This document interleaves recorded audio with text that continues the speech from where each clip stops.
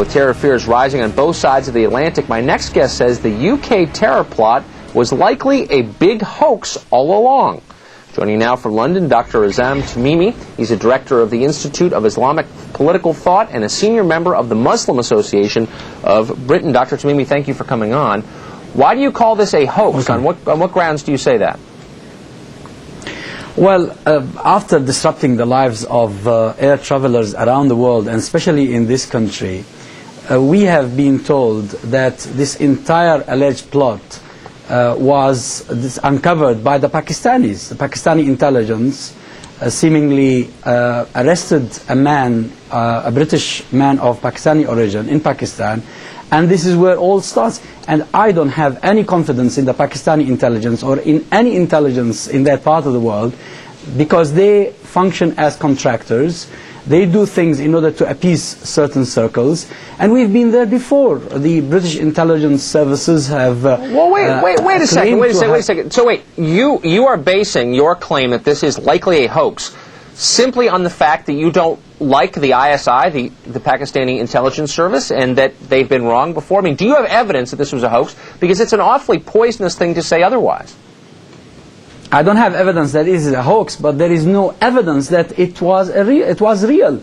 You see, when the Brazilian young man was shot dead for 24 hours, everybody in this country, from the Prime Minister downwards, were claiming that he was a terrorist. And then we discovered 24 hours later that it was not true. Well, then wait a second. Wait, Mr. Tamimi. No, I believe I think, with you in London shortly before that. And we did a couple of shows there. You're forgetting the predicate to that event. Yes, that man was shot, and that was obviously a tragedy. But his death was preceded by very real terror attacks committed by very real fanatical Muslims who wanted to lash out against Great Britain. I mean, they existed. They were not a hoax. And those people exist. Your claim, your broader claim, is that somehow the Great Britain and the United States and Pakistan now are trying to defame Islam. But there really are Islamic extremists who commit acts of terror. Of course, there are extremists everywhere. And this is not Islamic. This is nothing to do with Islam. This is to do with a political crisis. And I don't agree with describing it as Islamic. And I don't agree with George Bush when he said Islamic fascists, because fascism should never be associated with Islam. What I'm trying to explain to you is that in June, we had an incident in Forest Gate in East London when the British police stormed into a house, shot one of two brothers, then arrested the two, interrogated them for 2 weeks, and then it turned all out to be nothing. There was no dirty bomb, there was no plot whatsoever. What I'm saying today is that it is likely to be another intelligence failure simply because politicians don't want to admit the reality. The reality is that this is a crisis of their own making because of the foreign policy they've been pursuing. Well, wait a second. You're making two arguments simultaneously that cancel one another out. You are saying, on the one hand, that all this is made up, it's a figment of the overheated imagination of anti-Muslim Westerners, right? And then on the other hand, you're excusing terror attacks by saying they're legitimate responses to political crises like, you know, what's happening in Israel. I mean, so you're basically saying these attacks don't exist, but when they do exist, they're justified. I don't justify or excuse any such attacks on innocents. Killing innocent people is not justified for whatever reason. What I'm trying to say to you is that unless we understand why they happen. You see, when there is a crime somewhere, when a young American schoolboy goes into the school and shoots his mates, the investigation has also to focus on why such a young man behaves in such a horrible way. You don't excuse him, you don't justify what he did, but you need to understand. Sociologists come in, psychologists come in order to understand. And we need to understand why we have a phenomenon of terrorism. That is one thing. The other thing is that intelligence keeps failing. The American intelligence services and the British intelligence services have not been catching terrorists or potential terrorists. They've been attacking innocent people.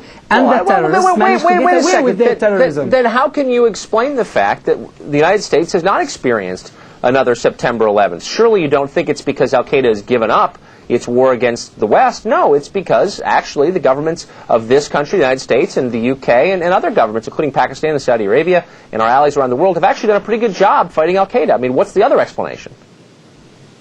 Well, the explanation is that the 9/11 was a one-off. It's simply unrepeatable because it happened at the time when the system of surveillance, when search into aeroplanes never existed in the United States of America, and Al-Qaeda managed to seize an opportunity at a given moment that is simply unrepeatable.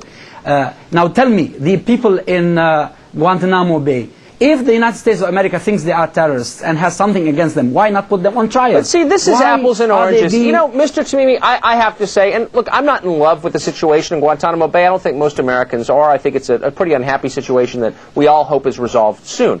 But you are part of the problem when you begin to make arguments like that. Your essential argument is the West deserves what it gets because of what it's done to Islam. And that's totally a poisonous argument. You are basically encouraging people to commit acts of terror. That's not true. You're making your own conclusions. What I'm saying is that every action has a reaction. You go to Iraq, you bomb the Iraqis, you kill them, you turn their lives into a mess. What do you expect? You expect that there will be some people who will be frustrated, who will be angry, who will try to avenge that. Well, but these weren't Iraqis. But wait a second. These weren't Iraqis arrested in Great Britain. They were British citizens born in the UK. And in fact, among them were two people whose families weren't even from the Middle East, two white guys who converted to Islam. So you take that set of facts, you look at that, and you look me straight in the eye and say, there's nothing wrong with the brand of Islam to which these men ascribed? You can't say that. I mean, you are in denial about the rot at the root of this great world religion, and it's a shame. It doesn't do anyone any good to deny that. Well, if you say these young men were not Iraqis and have nothing to do with Iraq, what are your troops doing in Iraq? Are they Iraqis? Why did you go into Iraq, invade it, topple its regime, and cause mayhem and anarchy in Iraq? Well, you're trying to get me to defend the war in Iraq? You'll never get me to defend that. I think it was a tragic mistake, and I have said so literally for years. My only point is, when people do bad things, don't make excuses for them. Don't blame the Jews, as you always do. Oh, well, Israel did that, Israel did that. I'm not even defending Israel. I'm merely saying there's no excuse for plotting to blow up civilian airliners, ever. So don't make excuses for people who would do that. Well, I would recommend that you read my writings. I never blame the Jews. I think the Jews are victims. They've been all the while victims. I blame the Zionists. I do make a distinction between Zionists and Jews. There are many Jews who are appalled by the Israeli government, who disagree with its policies, and who don't even recognize the legitimacy of the State of Israel. But look, let's say everything... Look, I'll even grant you that distinction, though I don't buy it personally, but I'll just grant it to you for the sake of argument. Let's say everything you say about Israel is true. Israel is an evil fascist power. Okay, fine. It still doesn't excuse the acts of terror committed against innocents by people acting in the name of Islam against Israel. It doesn't excuse those acts, and you shouldn't excuse them either. Well, you shouldn't start blaming the people who are responding to oppression. It was Israel who started the problem. Israel occupies Palestine. Israel suppresses the Palestinians. Israel invaded Lebanon in 1982, and now, if the Israelis wanted peace, why not accept the ceasefire offer that was given to them by Hamas many years ago, and the call for a ceasefire by Hezbollah many days ago? I'm sorry, you're not before we arrived today. I'm not an Israeli government spokesman. I can't answer that question. I'm merely saying there's no excuse for trying to blow up a plane. That's simple. Mr. Tamimi, thank you for coming on. I appreciate it.